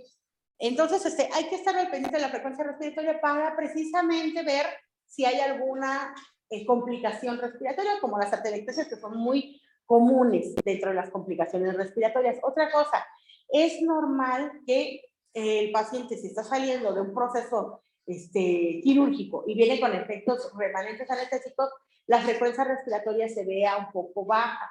Es normal, se manejan 14, 16 respiraciones por minuto.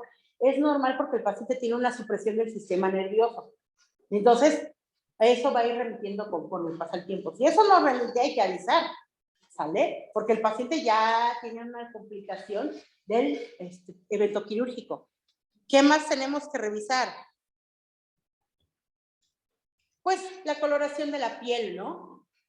¿Cómo nos vamos a dar cuenta si mi paciente tiene bajo requerimiento de oxígeno? Si está cianótico. ¿Qué es la cianosis? La piel azulada. Violácea de mucosas, uñas o lechos unguiales, dedos. ¿Cómo se le llama a la cianosis de los dedos? Bueno, aparte de cianosis. Cianosis unguial. Acrocianosis o cianosis unguial. ¿Sale pues? Estamos en el entendido. Muy bien.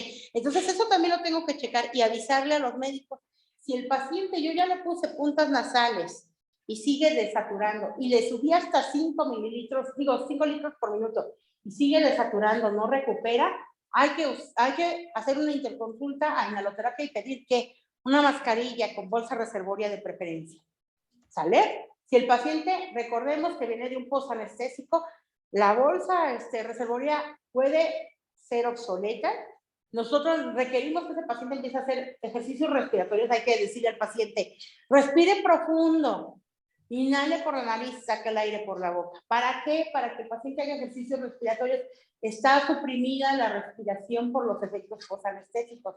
Hay que entrenarlo, ¿sale? Algunos salen con un ejercitador mecánico, por ejemplo, les piden un inspirómetro incentivo, ¿sale? Y más por los pacientes que fueron intubados, que fueron ciclados. ¿Por qué? Porque el apoyo ventilatorio era el que le daba todo el aporte de oxígeno y ellos no tenían función respiratoria propia. Entonces necesitan entrenarse otra vez con un inspirómetro, ¿sale? Muy bien. Y la mucosa oral y la conjuntiva la tenemos que valorar muy bien. Una, para evitar que haya tenido una complicación de candidiasis oral. Otra, para ver si no tiene un evento de anemia. Las conjuntivas, si se ven amarillentas, pálidas, es reflejo de una anemia, ¿sale? Entonces hay que avisarle al doctor, está así, a ver cómo salió de los laboratorios, cómo salió su hemoglobina, ¿sale? Para que lo tengan muy al pendiente, porque a veces se les escapan esas cosas. Y nosotros estamos todo el tiempo con el paciente. ¿Qué más tenemos que valorar? Tenemos que valorar si en dado caso el paciente tuvo drenajes, salió con algún drenaje, aparece, ok. Si el paciente salió con algún drenaje, tenemos que ver las características de ese drenaje. Volumen, color, olor, sitio de inserción que no se encuentre infectado, en caso de algún estoma u ostomía, ver que no esté prolapsada o haya una inversión de la mucosa que se expuso para valoración. Todo eso hay que verlo. Y si encontramos algo que no es propio de hay que avisarlo, y obviamente todo lo que se dice se anota. ¿Por qué? Porque lo que no se anota no está hecho, ¿claro? Ok, ¿qué más? Ver el sistema digestivo. Hay que ver si el paciente evacúa, pero también hay que ver si tiene algún aporte dietético, ¿sale? Recordemos que las primeras horas son cruciales para el paciente. Estamos hablando de que esto es valoración de 24 a 48 horas posteriores al evento quirúrgico. Entonces, inician con líquidos por lo regular. ¿Qué va a pasar? El líquido se va a absorber en el ileum, en el intestino delgado. Entonces, si se absorbe en el ileum, en el duodeno, en el yeyuno, al intestino no va a salir, no va a llegar nada al intestino grueso y obviamente no va a salir nada. Eso lo vamos a ver reflejos en la uresis. Pero en el sistema digestivo ya tenemos que empezar a oír que movimientos peristálticos. Ajá. Si no existen movimientos peristálticos, hay que avisarle al doctor. Doctor, ya lleva 48 horas de posoperado este paciente, ya inició dieta, pero los movimientos peristálticos no están presentes. Entonces, hay que ver, aparte hay que decirle al paciente, y si se puede hacer, valorando con el médico, doctor, ¿el paciente puede deambular? No, pues sí, ok, que deambule, órale, vámonos, que empiece a caminar poco a poco. Así es, para reactivar los movimientos peristálticos. Casi estoy seguro que después de una cirugía de ese tipo. Y más las de intestino son básicas. Se detiene, ¿no? Ya no quiere usar el peristaltismo. Así es. Y lo que es el filo que está dentro del intestino, son los pelitos que hacen el peristaltismo, se quedan estáticos, ya no hay un movimiento como tal. Y los tienes que reactivar de alguna forma, Entonces, con el ejercicio. Hay veces que muchas veces dicen, no, póngase a caminar, y ya se pone a caminar y entonces otra vez el cuerpo como que empieza a trabajar y empieza el peristaltismo. Y tienen que preguntarle, señor, ¿se echó sus pedorrines? Aunque le dé pena. Todos nos los echamos, señor. A ver, ¿se los echó? No, pues que sí me salen gas. Ah, ok. Canaliza gases. Y hay que avisar. ¿Por qué? Porque les comentaba hace como 2 clases. En algunas cirugías intestinales meten un gas para evidenciar la lesión donde se encuentra. Imagínense revisar 7, 8 metros de intestino. O sea, es complicado. Aún así se tiene que hacer. Pero meten un gas para decir, está localizado más o menos en esa sección, automáticamente nos vamos directamente a esa sección, ¿sale? Entonces, ese gas por algún lado debe salir. Entonces, a veces hacen incisiones, hacen colostomías, cortan el intestino, lo exponen y ese gas por ahí sale por la bolsita de la colostomía. Entonces, mande. Cuando hacen la peachimetría, que es precisamente cuando ¿por qué después están como, no es resucitando, sino que están eructando mucho? Es normal, tiene que salir por el otro lado. Es completamente normal, ¿verdad? Perdónenme, pero ya me estaba deshidratando. Sí, es completamente normal.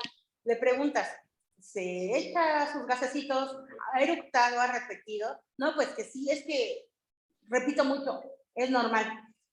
Se va a ver reflejado dependiendo exactamente dónde se haya colocado ese gas, que hayan explorado. Por ejemplo, en una CEPRE por lo regular exploran lo que es estómago y parte del ileum, ¿sale? En una colonoscopía, bueno, pues es al revés. Entonces el gas se infila en diferentes secciones y por eso algunos van a eructar o respirar y otros van a canalizar gases intestinales. Donde me gusta mucho eso es cuando vienen presentando lo que son problemas en el esófago y les hacen la peachimetría. Y aparte cuando van a hacer la funduplicatura. En funduplicatura eso es bien básico, todo el tiempo están repitiendo los pacientes. Porque y es normal, ¿eh? Los están catalogando como si estuvieran en el esófago de Barrett. Imagínate un esófago de Barrett, estamos hablando de una lesión importante, pero bueno. Ok. Vámonos entonces también a revisar la diuresis. La diuresis normal dentro de las primeras 24 horas debe ser entre 800 y 1500 mililitros reflejos de orina. Si no orina ese paciente, hay que avisarlo. Puede estar en anuria, en oliguria o en poliuria, dependiendo cómo se encuentre el paciente. Hay que avisarlo. Las primeras 6 a 8 horas posteriores a la orina se debe presentar por lo menos una diuresis de 50 mililitros. Las primeras 6 y 8 horas posteriores a la cirugía. Estamos hablando de que esto se va a ver reflejo en hospitalización o en área crítica, no en recuperación. Algunos lo hacen en recuperación, está bien, ¿sale? El volumen aproximado es de 50 mililitros para saber que no hay daño renal. ¿Y esto por qué? Porque hay algunos medicamentos que causan daño renal. Entonces hay que estar monitorizando todos los problemas. ¿Qué otra cosa? Pues los medicamentos, iniciar la administración de medicamentos conforme estén indicados. Si no están indicados, no se inician. Aunque diga el paciente, es que yo lo tomo siempre y nunca lo dejo de tomar. No, señor. Hasta que estén indicados es como se inician. ¿Sale? Bueno, y aquí les estoy poniendo los principales drenajes que manejamos después de una cirugía. Aquí tenemos el Jackson Pratt, que es la granada, o el Biovac. ¿Sale? Eso está bien bonito porque lo tienen que colapsar completamente. Recordemos que los drenajes hay de dos tipos, los activos y los pasivos. Los pasivos son aquellos que son por derivación o que solamente por flujo libre es como se drenan. Hay otros activos que son por presión negativa, que son como el Biovac, el Jackson Pratt, la granadita, el Hemovac, que es el que tenemos del lado esquina superior derecha, el Hemovac o Drenovac. Ajá, lo conozco como Drenovac, pero esa es la marca comercial. El otro se llama Renault, perdón, soy mala con el inglés. Es por gravedad. ¿Sale? Es como el Hemovac, nada más que no trae los pliegues, pero ese no es a presión negativa, es por gravedad. Y aquí tenemos justamente del lado, en la parte media baja, tenemos una ileostomía. ¿Sale? Esa es una resección del ilion. ¿Y cómo va a ser las características de una ileostomía? El gasto de una ileostomía. ¿Cómo van a ser? Porque no es lo mismo una ileostomía que una colostomía. Y que, por cierto, qué bonita colostomía tiene aquí.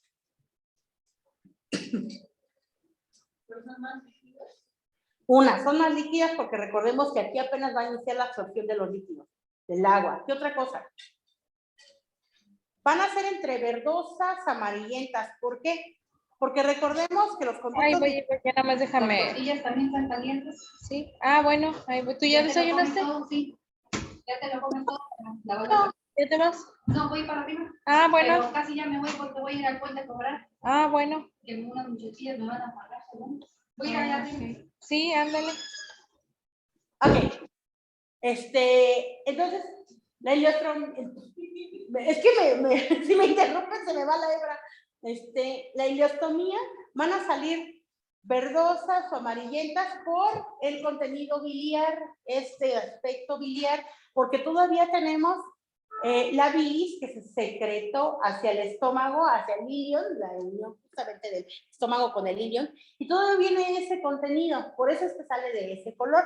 Ya obviamente en una colostomía van a venir ya van a empezar a formarse las heces fecales, y aparte el color va a ser más entre amarillo oscuro y café.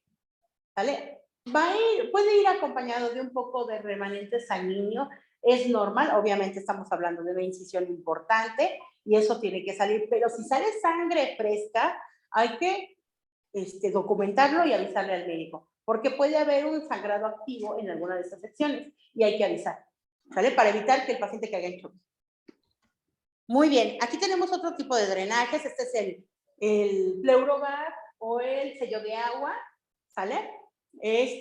Obviamente aquí trae 3 cámaras, en las cuales en una se va a instilar agua destilada, que va a ser el borboteadero de la presión positiva, que presión negativa a medida de succión continua, por medio de un aspirador, para que por esa succión podamos jalar toda la sangre o líquido que estuviera contenido en el espacio pleural.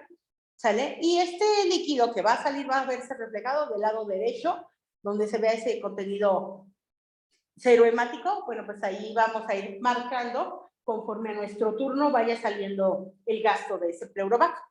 Del lado derecho superior tenemos una nefrostomía, que es una sonda directa en el cuerpo del riñón, precisamente para causar el menor daño renal posible y para poder drenar la orina de manera directa, ¿sale? Esas también se coloca una bolsita como la de colostomía y drenan. Algunas son unas bolsitas especiales para nefrostomías también, o rodilleras, las musleras, perdón, que son las que luego usan los pacientes, porque el contenido pues es menor, Y hay que tener nuestras técnicas de asepsia y antisepsia al momento de realizar una curación y tener muy en cuenta la valoración del sitio de inserción de esa nefrostomía.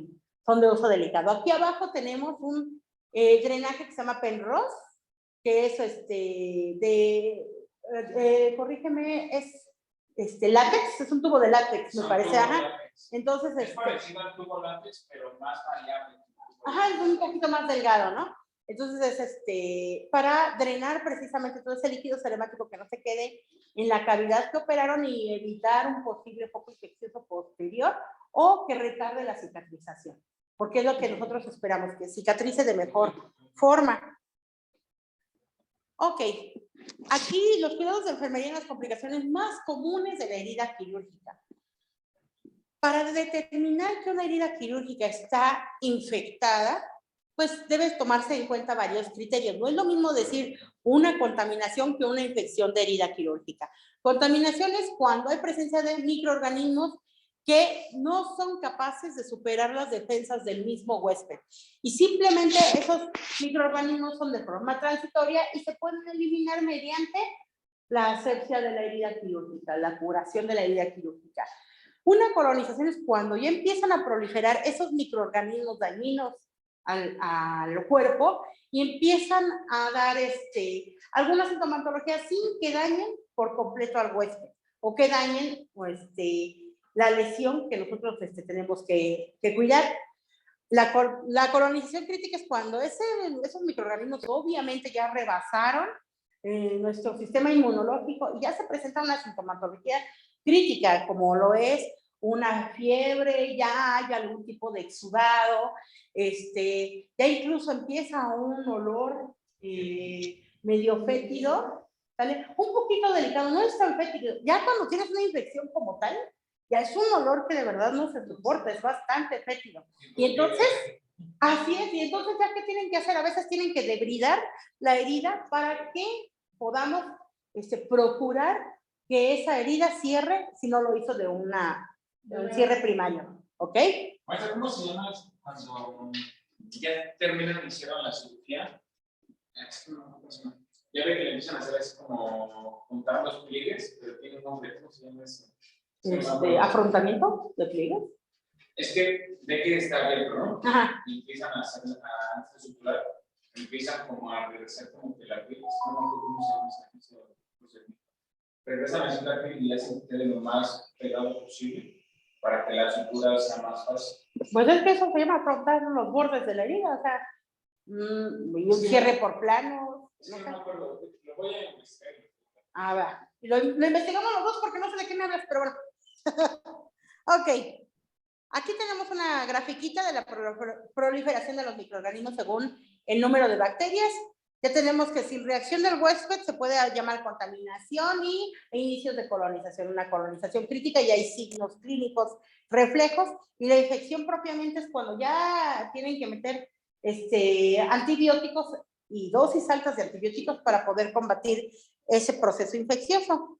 Aquí tenemos más o menos unos esquemas en los cuales vamos a notar cómo inicia un proceso de infección, cómo se hace una dehiscencia de herida, ¿sale? Aquí vamos a ver que ya está suturada la herida, ya incluso cerró, sin embargo hay eritema periférico y se ven muy tensos las costuras, los puntos. Entonces estamos hablando de un proceso inflamatorio importante. Incluso ustedes tocan esa herida y empieza a sentirse herida caliente y empieza una sintomatología, ¿sale?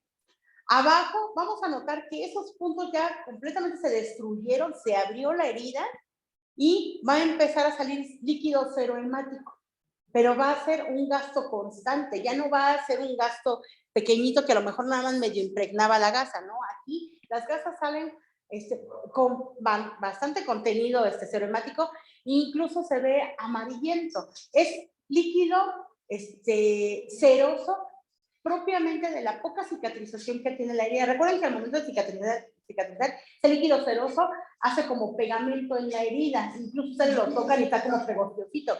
Ok, es el cemento que tiene propio el organismo para iniciar la cicatrización dentro de la cascada de coagulación y todos esos procesos. Aquí en la esquina superior derecha ya tenemos la dehiscencia de la herida, ya se abrió esa herida. Esos bordes están irregulares, ya no un corte limpio, ya están esos bordes irregulares. Incluso tenemos ahí contenido purulento, ese contenido es fétido. Este no es tejido de granulación, esto es contenido fétido, es pus, ¿sale? Propiamente. Entonces, ya lo que tienen que hacer es limpiar esa herida, incluso debridar para que esos bordes no sean tan irregulares, para favorecer la granulación y aparte de impregnar con antibiótico, usan apósitos especiales. Este apósito que ven aquí abajo es un apósito de carbón activado, precisamente favorece la granulación, favorece la cicatrización de esa herida, pero se tienen que hacer debridaciones de esa herida. No se puede poner el apósito así directo porque no va a servir de nada, ¿sí? Se tiene que limpiar esa herida, lavar, incluso a veces se deja un tiempo abierta para estar valorando constantemente cómo está granulando esa herida, para ver si en un cierre de segunda intención podría hacerse, que es difícil. A veces tienen que usar otro tipo de terapéutica para poder hacer el cierre de esa herida quirúrgica. Sí, el apósito coloidal, el de carbón activado, o ya incluso un sistema bajo, un sistema de presión negativa automatizada, ya entran otra vez activo. Esas así las que entran de quirófano y entra también ya la clínica de heridas, ¿no? La clínica de heridas y estomas, que es la que ahorita está teniendo el push. Está bastante... Está chido porque ocupan, pasar por ahí también, estaban ocupando lo que era la escama de pescado. Oh, ¿Que esa regenera? Sí. Sí. La piel del pescado la están usando para cicatrización de tilapia. Y es rapidísimo. Porque favorece mucho la granulación. Están cicatrizando muy bien. Incluso en pacientes diabéticos le están usando más porque como tenemos retardados los procesos de cicatrización, la piel de tilapia es muy usada para que granule rápido. El paciente. Un paciente en casa, diabético, y tenía una herida en su piel. Y yo solamente hice lavados corporales y apliqué plata colorada. No, en menos de un mes. Y a veces los impregnan con rifampicina, ¿no? Que es para el antibiótico que les dan para que cicatricen. Y eso que la señora tenía su derecho descontrolado. Ya sé con quién atenderme cuando me vaya mal. Ok, aquí vamos a ver los tres tipos de cicatrización que existen en las heridas quirúrgicas. El de primera intención, bueno, es el ideal, el que todos esperamos, que una vez que se hace la cirugía, se cierra la herida y solita va cicatrizando, sigue todos sus procesos hasta que se forma todo el tejido y obviamente es un afrontamiento de heridas en el primer cierre y se da las primeras 48 horas posteriores al evento quirúrgico, ¿vale? Ok, la de por segunda intención es cuando a lo mejor no cerró esa herida quirúrgica, se deja abierta, se hacen curaciones constantes a modo de favorecer que se vaya granulando esa herida en los procesos de cicatrización y obviamente empieza a crecer un tejido de esa herida, no propiamente por el afrontamiento de bordes, sino es un tejido nuevo que va a rellenar esa herida de forma normal, progresiva, y ya no se cerró de una primera intención con el afrontamiento de bordes, sino con generación de tejido nuevo. Aquí es a lo mejor donde pueden usar los parches coloidales o el parche de Itandelmol, por ejemplo, se me ocurre en una lesión por presión de grado 2, que sí se tuvo que hacer una ligera debridación y favorecemos con el Itandelmol la cicatrización con proliferación de nuevo tejido. La cicatrización por tercera intención es cuando la herida normal no cierra, ni granula, ni nada, entonces se tiene que estar dejando expuesta a modo de estar valorando constantemente cómo va cicatrizando esa herida, pero no cierra, entonces lo que hacen es esperar un tiempo razonable, impregnar de antibióticos y después tratar de que con todo el tejido que ya granuló, tratar de, ahora sí, de colocar los bordes a la par para poder cerrar esa herida de forma mecánica con algún tipo de sutura o algún tipo de sistema, por ejemplo, de presión negativa que ahorita les voy a enseñar, que ya favorece por medio de succión de todos esos líquidos que pudiera generar la herida, un cierre ya por tercera intención. Aquí lo estamos viendo ya de forma gráfica, la intención primaria, cómo se encuentra la herida quirúrgica, una incisión limpia, la sutura temprana y la cicatrización fina. Las cicatrices son muy pequeñitas, son muy estéticas. En una cicatrización secundaria, bueno, pues ya es un tejido granular, lo que nosotros conocemos como las cicatrices queloides. ¿Quién no ha tenido una cicatriz queloide que a lo mejor se ha quemado? Tenemos que esperar la granulación y la generación de nuevo tejido y salen esas cicatrices que no son tan estéticas, pero sin embargo evitaron que la herida continuara abierta y se generara un proceso infeccioso. Y la intención terciaria, bueno, es cuando ya se hizo todo lo posible y sin embargo no se obtuvo la cicatrización que esperábamos y se tiene que acudir a otro tipo de técnicas para poder hacer el cierre de la herida. Y ese tiempo pues es más de hospitalización, quedan más tiempo en la hospitalización. Aquí está gráficamente una cicatrización primaria, aquí es una cicatrización secundaria donde se extrajeron tejidos de músculo, incluso óseos, e incluso algunos hicieron curaciones e instilaron plata, nitrato de plata para favorecer la cicatrización y sí generó un nuevo tejido. Aquí como lo podemos ver en el cuadro D, ya está el tejido de granulación, ya cicatrizal, ya es un tejido nuevo y ese cierre de herida se pudo efectuar, pero no de una primera intención. A veces ponen hasta injertos, ¿sale? Entonces eso ayuda.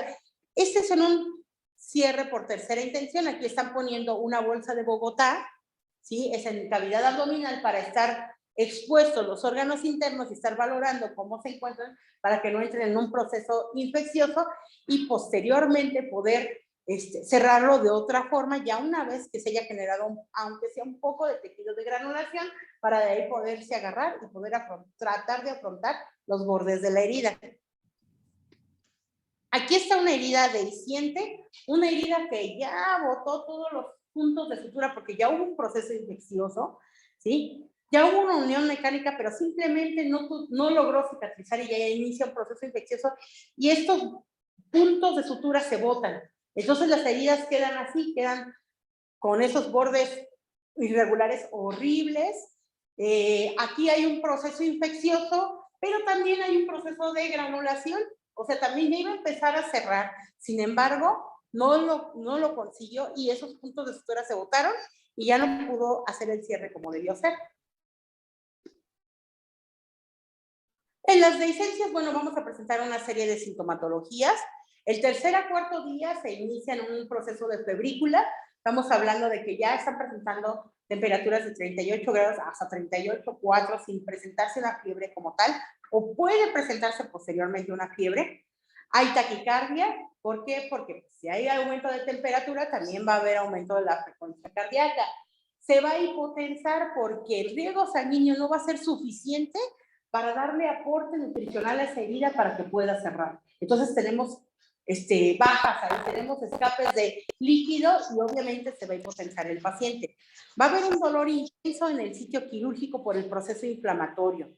Va a haber un gasto serohemático abundante, pero muy abundante, que ni con gasas lo paran. A veces son apósitos especiales que son apósitos con algodón y gasa, tela de gasa, que son enormes y aún así han salido empapados esos apósitos por la dehiscencia de esa herida. También va a haber separación total o parcial de los bordes de la herida, como ya lo vimos, y en algunos casos extremos, necrosis. Empieza a haber muerte celular, empieza a haber muerte del tejido y hay que debridar. De por sí esas heridas se debridan, ¿eh? También pueden existir las evisceraciones. ¿Qué quiere decir? Que a veces la presión, eso se da obviamente en el abdomen. La presión abdominal es tanta de un proceso inflamatorio, de un proceso infeccioso, que se rompen las suturas y se exponen los órganos internos al exterior. Entonces se ven las heridas aproximadamente así. Esa es una no tan grave, pero por ejemplo ha pasado en evisceraciones de las colostomías. Las colostomías están sujetas a los bordes del intestino que se expusieron y sin embargo ese intestino se prolapsa y luego el intestino tienes hasta medio metro fuera de lo que es la cavidad abdominal. Y dices, pues bueno, o sea, es un prolapso enorme de lo que es la colostomía. y tienen que ingresar nuevamente al quirófano, abrir, explorar y hacer resecciones intestinales importantes. Entonces, hay que tener mucho cuidado con estos pacientes. Aquí tenemos, esta es la instalación de una esponja con nitrato de plata, que es una esponja especial de un sistema que se llama sistema BAC, el sistema de presión negativa continua automatizada. Estas esponjas van disminuyendo su tamaño conforme la lesión va granulando. ¿Qué hace el nitrato de plata? Pues favorece que la cicatrización se efectúe. Empieza a favorecer que el tejido granular se vaya formando para que este cierre de heridas se pueda hacer. Obviamente, para que el paciente entre a este procedimiento, debe ir sin ningún foco infeccioso. Si esa herida está infectada, no puede entrar a este procedimiento, porque obviamente la esponja no sirve de nada, ¿sale? Entonces, tiene que ir completamente limpio. Ese debridamiento se debió hacer desde antes, se debió vigilar la herida, y poco a poco van a ir pasando a ese paciente aquí, y lo van a pasar 3, 4, 5 veces, las que sean necesarias, hasta eliminar por completo el uso de esta esponja, ¿vale? Poco a poco se van a ir dando cuenta, miren, de que el tejido granular se empieza a formar la cicatriz y esos tejidos empiezan a cicatrizar. Miren, aquí tenemos una herida de miembro pélvico, un accidente ahí en moto, me parece, y es un accidente importante, no tiene ningún proceso infeccioso, pero obviamente ya no está cicatrizando por sí mismo. Entonces le ponen una esponja y va conectada a esta manguerita, que esa manguerita es la que va a succionar todo el líquido que se esté generando en esa herida para que se vaya secando, se vaya granulando, y el nitrato de plata va a actuar para que se generen nuevas células y empiece a cerrar, y si se dan cuenta empieza a cerrar poco a poco. Nuevamente entra quirófano, le ponen otra esponjita, ¿sale? Y así constantemente hasta que esa herida va cerrando. Miren cómo va quedando. Es una maravilla. Obviamente esos procesos son largos, son procesos en que el paciente dura hasta un mes, mes y medio, 2 meses, y no se van de alta hasta que esté completamente cerrado. A veces ya salen con un Drenovac, un Hemovac, pero ya es una esponja pequeñita, ya no van con el sistema automatizado y se van a casa, ¿sale? Son lesiones ya más pequeñitas. ¿Alguna duda, chicos? ¿Comentario? Hasta aquí vimos este tema. La siguiente semana creo ya su examen. Vamos a sufrir todos. Vamos a sufrir todos. Va a venir de todo. ¿Qué va a venir? Desconozco. Pero va a venir de todo. No se preocupen, normas sí se las voy a preguntar. Cuadrantes abdominales es segurísimo que se los voy a preguntar. ¿Qué órganos se reflejan en los cuadrantes abdominales? También se los voy a preguntar. Hay cosas que no les voy a preguntar, créanme. Lo de la selle no me les voy a preguntar. Las áreas de la selle, tan. No les voy a preguntar nada más. Instrumental no les voy a preguntar demasiado, tampoco se trata de eso. Aquí lo que me preocupa mucho es la clínica, lo que ustedes aplican ya a nivel operativo, ¿vale? A nivel administrativo, si yo no me sé ni los diagnósticos de enfermería, tampoco se los voy a preguntar, ¿eh? O sea, es un hecho, es un hecho. Entonces, mucho éxito, descansen hoy, mañana ya empiezan a estudiar. Tenemos las tareas para la siguiente semana. No se les olviden sus tareas, como se las he requerido. ¿Y qué otra cosa? Pues feliz día del niño, pásensela bien. Si les dan dulces, me guardan uno, aunque sea diabética, sí me los como. Después, chicos en línea, cuídense mucho, Dios los bendiga. Gracias, maestra. Buen día. Maestra, igualmente. Maestra, hasta luego. No lo vuelvo a hacer. Ya se fue a dar. Quizá esta no termina la clase. Aquí estoy. Aquí estoy. Ok, Adán, cuídate. No se me va a olvidar, ¿eh? Aquí estoy. ¿Qué cree que todo eso? Bueno, yo sí lo veo desde otro punto de vista porque yo me dedico a la veterinaria. Entonces, aplico todos esos tipos de suturas, tanto internas como externas y diferentes puntos, ¿no? De suturas. Y pues la verdad lo relaciono ahorita con todo esto que se ve. He llegado también a hacer algunas cirugías de ortopedia en fémur y en tibia en perros, por ejemplo. Y orquiectomías, que son castraciones en cerdos, o antes se hacían cortes de orejo de cola. Actualmente ya la protección animal ya no lo permite, porque si no, pues ya te multan. Claro. No, pues qué padre, porque así tienes las dos partes y se complementan. Eso está muy bien. Y se te va a facilitar bastante. Me da mucho gusto, de verdad, que estés en esto. Y que pues todo esto que te estoy dando, aunque sea poquito, pero te sirva. Sí, claro, claro que sí, complementa mucho bastante y hay cosas que pues a veces uno no lo sabe, lo vuelve a recordar o lo ves y lo vuelves a aprender. Sí, pues mucho gusto, cuídate mucho y no te vuelvo a regañar en público, no lo vuelvo a hacer, te lo jurito. Ah, no se preocupe, también, saludos. Bueno, buen día, cuídense. Bye. Bye. Bye. ¿Qué hora es, Nice?